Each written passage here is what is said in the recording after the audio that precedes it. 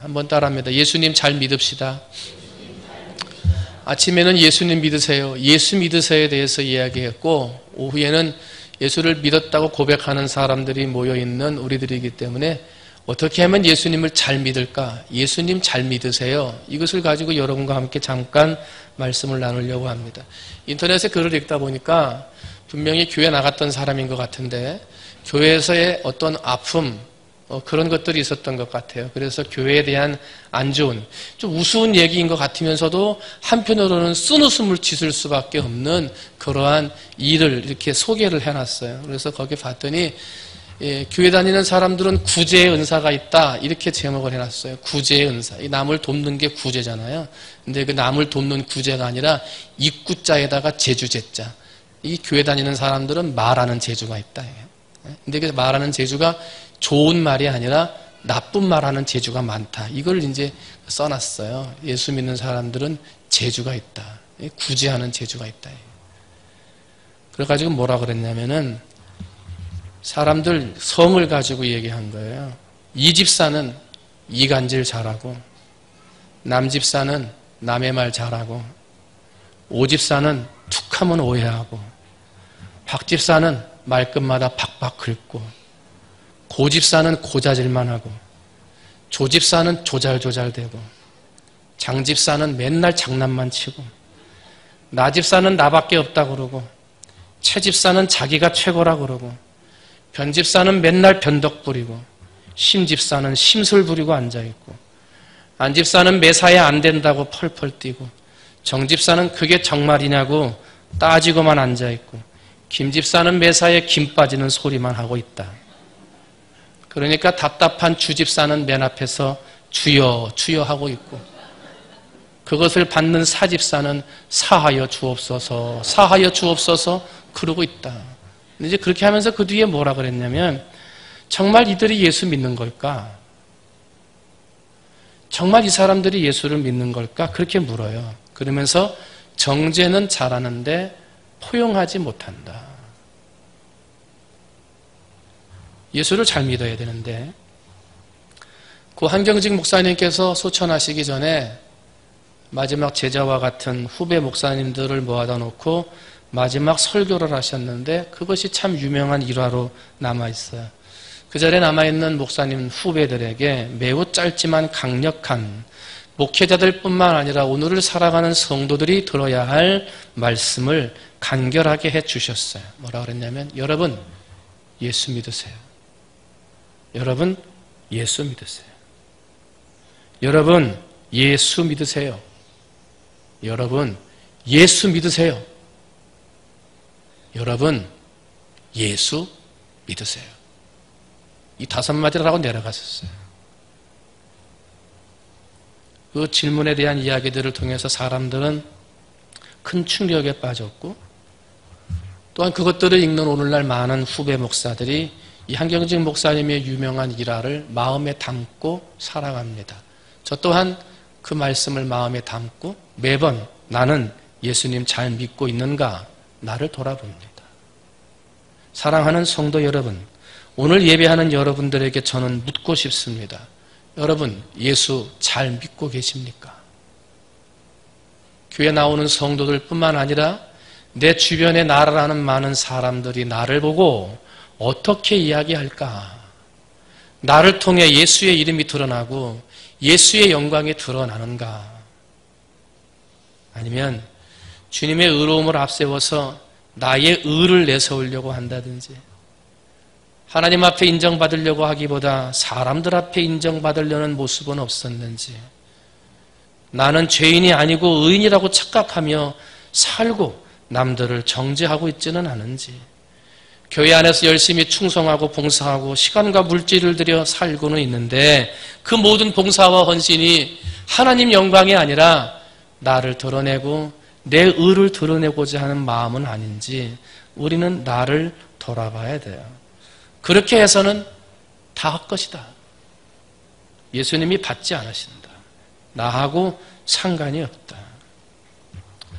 너희 소돔의 관원들아 여호와의 말씀을 들을지어다. 너희 고모라의 백성들아 우리 하나님의 법에 귀를 기울일지어다. 여호와께서 말씀하시되 너희의 무수한 재물이 내게 무엇이 유익하냐? 나는 순양의 번제와 살찐 짐승의 기름에 배불렀고 나는 숫송아지나 어린 양이나 순염소의 피를 기뻐하지 아니하노라. 너희가 내 앞에 보이러 오니 이것을 누가 너희에게 요구하였느냐? 너희는 내 마당만 밟을 뿐이니라.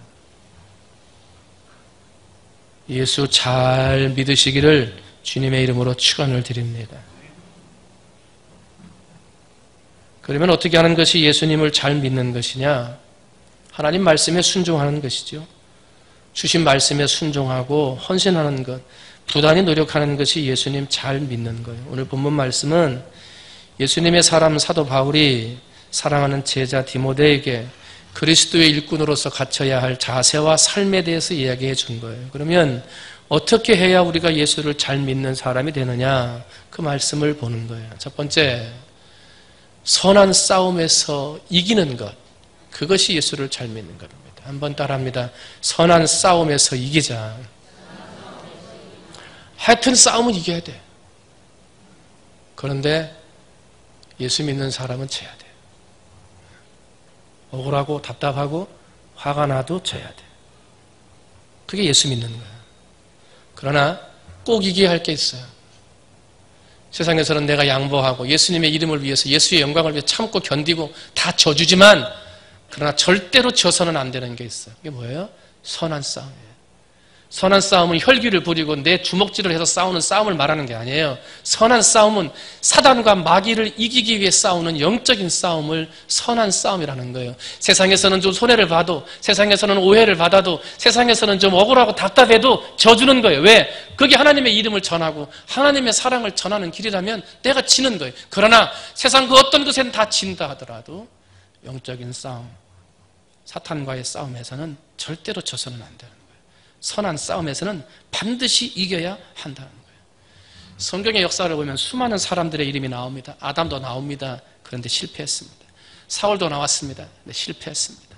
아합 왕도 실패했습니다. 가론 유다도 제자로 부름받았습니다만 결국은 실패했습니다. 아나니아와 삽비라도 실패했습니다. 수많은 성경의 사람들이 실패했는데 그 마지막에 실패했던 사람들의 공통적인 점을 가지고 있는데 마귀와의 싸움에서 이기지 못했다는 거예요. 시작은 좋았는데 마귀와의 싸움에서 져서 결국은 그 인생이 실패할 수밖에 없었다는 거예요. 사도 바울은 마귀와의 싸움에서 이겼기 때문에 주의 영광을 나타내고 끝까지 사명을 감당했고, 그래서 오늘 우리들에게 본이 되는 말씀으로 선한 싸움에서 이기라 그렇게 말하는 거예요. 근데 중요한 건 선한 싸움에서 싸우는 우리 사탄 마귀가 눈에 보이지 않는 존재라는 게 우리에게 참 어려운 거예요. 눈에 보이면 어떻게 하겠는데, 어떻게라도 더 해보겠는데 눈에 보이지 않는다. 눈에 보이지 않는 영적인 존재와 싸우기 위해서는 특별한 방법과 무기가 필요해요. 이게 뭡니까? 혈기도 아니고 지식도 아니고 경험도 아니에요. 그것은 기도밖에 없어요. 골로새서 4장 2절, 기도를 계속하고 기도에 감사함으로 깨어있으라. 우리의 승리의 문을 가로막고 있는, 신앙의 문을 가로막고 있는 세력을 이길 수 있는 것은 기도밖에 없다는 거예요. 그런데 여러분, 오늘날 성도들 가운데 기도 안 하는 사람이 어디 있습니까? 항상 기도하잖아요. 밥 먹을 때 기도하고, 잠잘 때 기도하고, 걸어가면서 기도하고, 뭔 문제가 있을 때마다 하나님 앞에 기도하잖아요. 그리스도인이면 누구나가 다 가지고 있는 무기가 바로 기도 아닙니까? 그런데 문제는 그 기도가 무기가 되지가 못한다는 거예요. 여러분, 칼날을 가지고 있는데 칼날을 날마다 갈아놓고 싹 해가지고 준비하고 있는 군사하고요, 칼날을 칼집에 집어넣고 그냥 칼날만 가지고 있다가 싸우려고 꺼내보세요. 그걸로 뭘 자를 수 있겠나? 기도함으로 항상 깨어서 하나님 앞에 묵상하며 기도하고, 기도하면서 항상 감사함으로 주의 이름을 불러서 기도를 무기로 만들고 무기화해 놔야 되는데 항상 기도하지 않는 거예요. 깨어있지 않은 거예요. 감사함으로 기도하지 않은 거예요. 그러니까 기도는 해도 칼은 가지고 있는데 무뎌지는 거예요. 사탄하고 싸우려고 그러는데 싸울 수가 없는 거예요. 이길 수가 없는 거예요. 녹슬어버린 칼날, 이가 다 빠져버린 나태한 칼날, 게으른 칼날을 가지고서는 사탄과의 싸움에서 절대로 이길 수가 없는 것입니다. 여러분, 날마다 기도하시기를 주님의 이름으로 축원을 드립니다. 깨어서 기도하시기를 주님의 이름으로 축원을 드립니다. 언제 있을지 모르는 사탄과의 싸움에서 승리할 수 있도록 기도의 무기를 잘 갈고 닦아서 예수 잘 믿어, 예수 사탄의 이름을 물리치고 선한 싸움에서 승리하는 여러분이 되시기를 주님의 이름으로 축원을 드립니다. 예수 잘 믿는 두 번째는 뭡니까? 끝까지 믿는 것이 예수 잘 믿는 겁니다. 한번 따라합니다. 끝까지 믿자. 오늘 본문 말씀에 사도 바울은 뭐라 그래요? 나의 달려갈 길을 마치고 그랬어요. 내가 달려갈 길을 멈추고 그랬습니까? 달려갈 길을 가다가 그랬습니까? 아니에요. 달려갈 길을 다 마쳤다는 거예요. 이게 뭐예요? 끝까지 갔다는 거예요. 하나님이 내게 주신 사명의 길을 끝까지 갔다는 거예요. 그래서 달려갈 길은 드르몬이라고 하는 헬라어를 가지고 있는데 이것은 마라톤을 이야기할 때 드르몬이라는 말을 써요. 결국은 마라톤 경주를 끝까지 해야 그 속에서 선한 싸움, 즉 믿음의 싸움을 잘 싸웠다라고 이야기를 하는 거예요. 마라톤을 뛰는데 중간에 뛴 사람한테 메달 줍니까? 주지 않아요.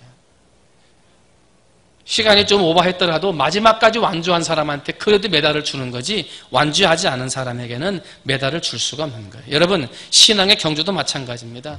우리 경주를 중간에 포기한다든지 중간에 쉰다고 하면 하나님으로부터 잘 믿는 것이 아니라는 거예요. 우리의 신앙생활은 장거리 경주와 같다. 마라톤과 같은 장거리라는 거예요. 여러분 하나님이 여러분에게 맡겨주신 생명의 인생 그 길이 가운데 이것이 몇 년 남았고 얼마나 남았는지 우리는 알 수는 없습니다만 하나님이 내게 힘과 지식을 주는 한 마지막까지 최선을 다해 달려가는 여러분이 되시기를 주님의 이름으로 축원을 드립니다. 중간에 쉬면 안 되는 거예요.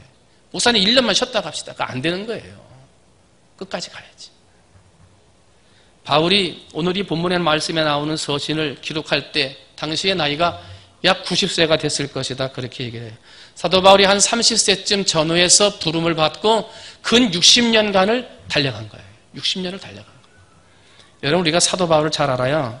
사도 바울이 얼마나 험난한 가운데 달려갔는지 복음을 전하다가 얼마나 고생을 당했는지 우리가 너무나 잘 알아요. 고린도후서 11장 24절부터 말씀을 보니까 40에 하나 감암매를 5번 맞고 3번 태장으로 맞고 1번 돌로 맞고 3번 배가 파선해서 일주야를 깊음 가운데 지냈고 여러 번 여행 가운데 강의 위험, 강도의 위험, 동족의 위험, 이방인의 위험, 시내의 위험, 광야의 위험, 바다의 위험, 거짓 형제 등의 위험을 당하고 또 수고하고 애쓰면서 여러 번 잠자지 못하고 줄이고 목마르고 여러 번 굶고 춤고 헐벗었노라.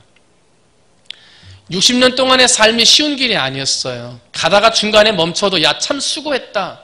너 정말 수고했다. 그렇게 할 수밖에 없는 고난의 길을 갔던 사람이 사도 바울이거든요. 근데 바울은 그런 환경 가운데서도 멈추지 않았어요. 끝까지 간 거예요. 끝까지 달려갔기 때문에 사도 바울은 마지막에 나의 달려갈 길을 마치고 이렇게 고백할 수 있었던 거예요. 오늘도 여러분이 중간에 전도하는 거 포기했다면 아마 안 오실 분들이 많았을 거예요. 오늘 아침에도 보니까 다니면서 카톡하고 막 전화하고 막 다니시면서 하자님 지금 어디십니까? 지금 어디에요? 내가 지금 나와 있습니다 하면서 막 전화들 하시고 마지막까지 최선을 다했기 때문에 전도의 열매들이 맺혀지는 거예요. 여러분 신앙생활도 그와 같이 마지막까지 최선을 다하시기를 주님의 이름으로 축원을 드립니다. 우리가 스톱할 때가 있어요. 그만 멈출 때가 있어요. 그건 언제예요? 주님께서 스톱 하면 쓰는 거예요. 이제 그만 가자. 그럼 하늘나라 가는 거예요. 그때까지 최선을 다해서 마지막까지 최선을 다해 예수 잘 믿는 여러분 되시기를 주님의 이름으로 축원을 드립니다. 마지막 세 번째는 믿음을 잘 지키는 것이 예수 잘 믿는 겁니다. 우리 한번 화면 한번 띄워줘 보실래요? 네, 미국의 여자 축구 선수입니다. 제일린 힐클이라는 여자분인데요. 이분이 이제 이 여자가 25살인데 2015년부터 미국 국가대표로 뽑혀가지고 선수 활동을 하고 있는 선수입니다. 그런데 지난 6월 6일 날 대표팀에서 나를 빼달라 이렇게 얘기를 했어요. 그래서 대표팀에서는 개인적인 일로 그렇게 말을 했다 그랬는데 나중에 알고 봤더니 신앙적인 이유로 대표팀에서 뛸 수 없다 그렇게 얘기를 했다 그래요. 그래서 알고 봤더니 6월 8일과 11일 날 스웨덴과 노르웨이의 친선 경기가 있었대요. 미국 팀하고. 그런데 미국에는 그런 날짜가 있다고 그러네요. 동성애 긍정의 날. 동성애를 자랑하고 긍정하는 날을 휴일로 만들어 놨대요. 그 만들어 놓은 날 경기를 하니까 그 다음 장 보여주세요. 저 등번호 네모나게 빨갛게 쳐져 있는데 저 등번호가 무지개 색깔입니다. 그게 동성애자들을 옹호하는 숫자를 할 때 이 무지개 색깔을 넣는다 그래요. 그래서 등에다가 번호판에다가 우리는 동성애를 지지한다. 동성애를 긍정한다라고 하는 뒷번호판을 쓰고 경기를 뛰라고 그런 거예요. 그러니까 예수를 잘 믿는 흰클이라는 이 여자 대표 선수는 나는 그 등번호 달고 뛸 수 없다. 근데 그렇게 말할 수는 없으니까 내가 대표 선수 그만하겠다 하고 대표 선수에서 빠지겠다고 이야기를 한 거예요. 됐습니다. 사람들이 난리가 난 거예요. 주전 선수거든요. 대표 주전이면서 수비 선수거든요. 대표팀에서 뺄 수가 없어요. 친선 경기는 안 뛰게 한다지만 대표팀에서 어떻게 빼겠어요? 그러면서 사람들이 손가락질하면서 너만 예수 믿냐? 너만 예수 믿냐? 예수 믿는 사람들이. 안 믿는 사람들이 그러는 게 아니라 예수 믿는 사람들이 너만 예수 믿냐? 나도 예수 믿는다. 그 핍박과 손가락질을 견디면서 나 안 하겠다. 나 대표 선수 안 한다. 하고 나갔는데 결국은 거기에서 그 두 친선 경기는 뛰지 않도록 배려를 해주고 대표 선수로는 그대로 남도록 그렇게 해주었다 그래요. 그러면서 그런 일이 알려지면서 이제 SNS라든지 페이스북이라든지 트위터라든지 이런 쪽에서 격려의 글들이 흰클이라는 선수한테 가는 거예요. 너가 최고다. 너는 믿음을 지켰다. 믿음을 지켰다. 이 흰클이라는 여자 선수가 자기 트위터에다가 글을 실어놓기를 2000년 전에 쓰인 하나님의 말씀은 하나도 빼거나 더하지 않고 그대로 진실인 걸 나는 믿는다. 하나님을 믿는다 그러는데 하나님의 성경책을 믿으면서 내가 마음에 드는 것만 골라서 믿을 수는 없다고 생각한다. 하나님의 성경 말씀은 온전히 믿든지 아니면 그냥 거부하든지 이어야지 내가 마음에 드는 건 믿고 마음에 안 드는 건 안 믿고 그렇게 선택해서는 안 된다. 이 세상은 변해도 예수님과 말씀은 변하지 않는다. 그러면서 동성애자들이 그 경기를 안 한다고 했으니까 그 뒤에다가 하면서 나는 동성애 때문에 불편해 했지만은 오히려 잃어버린 그 영혼들을 위해 기도하고 사랑하기를 원한다. 그들을 싫어하기 때문에 경기에 안 뛰는 것이 아니라 그들을 사랑하기 때문에 경기에 안 뛰는 것이다. 그렇게 이제 발표를 했어요. 그랬더니 TV 넥스트라고 하는 그러한 방송에서 이거를 보도를 한 거예요. 신문, 방송에 보도를 하면서 국가대표 경기에 나갈 선수가 기회를 포기하면서 자기의 신앙을 지켰다. 참 신실한 신앙인이다. 텔레비전에서 그렇게 방송해 준 거예요. 참 신실한 신앙인이다. 하나님의 나라를 우선순위로 하며 존경하는 그녀의 삶에 박수를 보낸다. 그러면서 그 뒤에 멘트를 또 달기를 우리 모두도 각자의 삶에서 예수 그리스도의 말씀을 부끄러워하지 않으며 마음과 행동으로 예수의 사랑을 전하는 참된 그리스도인으로 살아야 하겠다. 이렇게 멘트를 한 거예요. 믿음을 지킨다. 사도 바울은 믿음을 지키기 위해서 목숨을 내놨어요. 흰클이라는 선수는 믿음을 지키기 위해서 대표 선수 자리를 내놨어요. 근데 오늘은 믿음을 가지고 우리는 흥정하잖아요. 살짝 뒤로 숨겨두잖아요. 돈벌이가 된다면 믿음이 없는 것처럼, 조금 편리하려고 그러면 믿음이 없는 것처럼, 원하는 유익을 얻으려고 한다면 이 믿음이라는 것을 숨겨놓는 것이 우리들의 모습이지 않아요? 믿음을 지켜야 예수 잘 믿는 건데. 여러분 어느 자리에 있든지 믿음을 잘 지켜서 예수 잘 믿는 여러분 되시기를 주님의 이름으로 축원을 드립니다. 이야기 안 하고 마칩니다. 꽤 부자로 젊었을 때부터 살았던 한 어머니가 계셨습니다. 이 어머니가 자녀들을 출가시키고 할머니가 됐습니다. 그런데 할머니가 되고 나서야 예수를 믿게 됐습니다. 예수를 믿고 났더니 예수님 외에 아무것도 필요하지가 않았습니다. 예수님 한 분만으로 만족했고 예수님 한 분만으로 너무나 행복한 삶을 살았습니다. 그래서 어머니가 가지고 있는 재산을 가지고 어려운 사람들이 있다고 그러면 다 도와주러 다니는 거예요. 어떤 날은 손자를 데리고 손잡고 길을 걸어가는데 길거리에 거린이 있습니다. 한 푼만 주세요. 그래서 주머니에 있는 걸 다 털어서 줬습니다. 조금 지나고 가니까 이번에는 아기를 안고 있는 엄마가 또 어려움 가운데 나 한 끼 좀 먹을 수 있게 도와주세요. 그래요. 이번에는 지갑에 있는 걸 다 털어서 줬습니다. 주머니에 있는 걸 털어서 주고 지갑에 있는 걸 털어서 주고 그렇게도 줄 게 없으니까 자기가 이름을 써가지고 찾아오면 내가 당신에게 또 주겠다고 이야기하면서 걸어가니까 그걸 바라보겠던 어린 손자가 이렇게 하더래요. 할머니한테. 할머니 오늘은 손해를 많이 봤네. 그래서 손해를 많이 봤다. 그랬더니 그 할머니가 그렇게 말을 하더래요. 애기를 앉혀놓고 그 눈을 똑바로 쳐다보면서 이야기하더래요. 얘야, 나는 예수님 믿은 다음에 다 버렸다. 예수님 믿은 다음에 급한 성격도 버렸고 남 흉보던 삶도 버렸고 세상 쾌락도 욕심도 이기심도 질투도 다 버렸다. 이제 남은 건 예수님밖에 없다. 오늘 우리가 믿음을 지킨다. 예수를 잘 믿는다. 그 모습이 하나님이 우리를 지켜보고 계실 때 기쁨을 주느냐 슬픔을 주느냐 하는 거예요. 여러분, 예수를 믿으세요 라고 전도하고 다니기 전에 나부터 먼저 예수를 잘 믿는 여러분이 되시기를 주님의 이름으로 축원을 드립니다. 언제까지? 영원까지. 하나님이 스톱, 그만할 때까지 최선을 다하는 거예요.